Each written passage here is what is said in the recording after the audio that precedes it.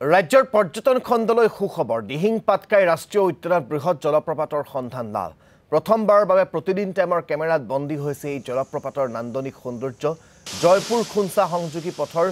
হুকানজুৰি অঞ্চলত অৱস্থিত এই জলপ্ৰপাত হুকানজুৰি গেটৰ পৰা 3 কিলোমিটাৰ পথ গাড়ীৰে আৰু 5 কিলোমিটাৰ দুৰ্গম পথ পদব্ৰজে অতিক্ৰম কৰিলে জলপ্ৰপাতৰ নৈসৰ্গিক শোভা উপভোগ কৰিব পাৰিব পৰ্যটক তথা প্ৰকৃতিপ্ৰেমীসকলে এই সন্দৰ্ভত আমাক সবিশেষ জনাব দত্তই অসমৰ যিসকল প্ৰকৃতিপ্ৰেমী আছে বা দেশ বিদেশৰ যি প্ৰকৃতিপ্ৰেমী লোক আছে পৰ্যটক আছে তেওঁলোকৰ বাবে এটা ভাল খবৰ আৰু এই ভাল খবৰটো হৈছে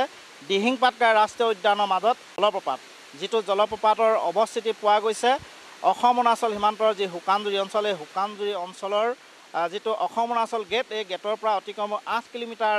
ভিতৰলৈ আহিলে এই জলপ্ৰপাতটো পোৱা যায় প্ৰথমতে 4 কিলোমিটাৰ গাড়ী আহিব লাগিব আৰু তাৰ পিছত 4 কিলোমিটাৰ পদব্ৰজে আহি এই জলপ্ৰপাতটো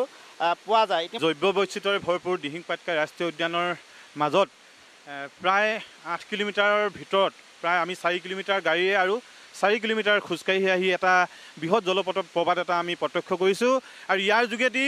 অসমৰ পৰ্যটন ক্ষেত্ৰলৈ এক নতুন সম্ভাৱনাৰ সৃষ্টি কৰিছে বুলি আমি আশা কৰিছোঁ বিশেষকৈ অসমৰ লোকে ইতিমধ্যে আমি জানো যে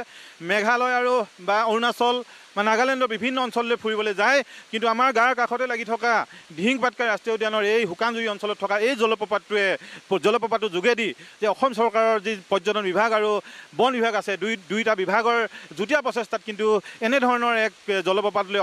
অহা যোৱা কৰা সুচল পথ তৈয়াৰ কৰিলে কিন্তু অনাগত দিনত কিন্তু পৰ্যটন ক্ষেত্ৰই এটা নতুন ভূমিকা ল'ব বুলি আমি আশা কৰিছোঁ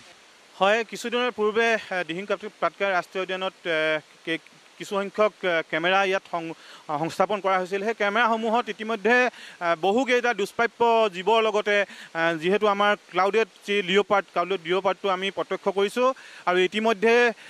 অসম চৰকাৰ বা বন বিভাগেও সেই ক্ষেত্ৰত অৱগত কৰিছে ৰাইজক আৰু বহু ইয়াত তেনেধৰণৰ বহু জীৱ বা বহু দুষ্প্ৰাপ্য সম্পদসমূহ ইয়াত আৱিষ্কাৰ কৰিবলৈ এতিয়াও বহু বাকী আছে যিহেতু দিহিং পাটকাই ৰাষ্ট্ৰীয় উদ্যান এখন অতি গভীৰ আৰু ডেন্স এখন ফৰেষ্ট সেইবাবে ইয়াৰ যিমানখিনি ইয়াত মানে তেওঁলোকে পৰীক্ষামূলকভাৱে তেওঁলোকে গৱেষণা ইতিমধ্যে কৰিব লাগিছিল তেনেধৰণে কিন্তু সিমানখিনি কৰা নাই সেইকাৰণে আমি অসম চৰকাৰ আৰু পৰ্যটন বিভাগক যুটীয়াভাৱে এনেধৰণৰ পৰিসংখ্যা প্ৰকাশ কৰিলে কিন্তু আমাৰ অসম বা ভাৰতৰে নহয় বহু বিদেশী পৰ্যটক অহাৰ কিন্তু সম্ভাৱনাৰ বাট মুকলি হৈ পৰিব আছিলে স্থানীয় একাংশ প্ৰকৃতিপ্ৰেমী লোক তেওঁলোকে ইতিমধ্যে এই জলপ্ৰপাতৰ যি সৌন্দৰ্য এই সৌন্দৰ্য তেওঁলোকে উপভোগ কৰিবলৈ আহিছে মই পুনৰ ভিডিঅ' জাৰ্নেলিষ্ট প্ৰশান্ত চাহ সেই পৰিৱেশটো দেখুৱাবলৈ অনুৰোধ জনাম যে পোনপ্ৰথমবাৰৰ বাবে প্ৰতিদিন টাইমৰ কেমেৰাত এনেদৰে আবদ্ধ হৈছে দিহিং পাটকাই ৰাষ্ট্ৰীয় উদ্যানৰ অভ্যন্তৰত থকা এটা বৃহৎ জলপ্ৰপাত আৰু এই জলপ্ৰপাতটোক কেন্দ্ৰ কৰি ৰাজ্যৰ যি পৰ্যটন বিভাগ আছে পৰ্যটন বিভাগে বিভিন্ন ধৰণৰ প্ৰকল্প বা বিভিন্ন ধৰণৰ পদক্ষেপ বিভিন্ন ধৰণৰ আঁচনি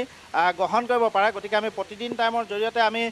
এই যে প্ৰকৃতিৰ সৌন্দৰ্য দিহিং পাটকাই ৰাষ্ট্ৰীয় উদ্যানৰ সেয়া আমি প্ৰতিদিন টাইমৰ কেমেৰাত আবদ্ধ কৰি সংশ্লিষ্ট পক্ষৰ প্ৰতি এটা আমি আবেদন জনাব বিচাৰিছোঁ যে কাজিৰঙা ৰাষ্ট্ৰীয় উদ্যানে হওক পবিতৰা অথবা মানস ৰাষ্ট্ৰীয় উদ্যান জিতুল দত্ত আপোনাক এই মুহূৰ্তত ধন্যবাদ জ্ঞাপন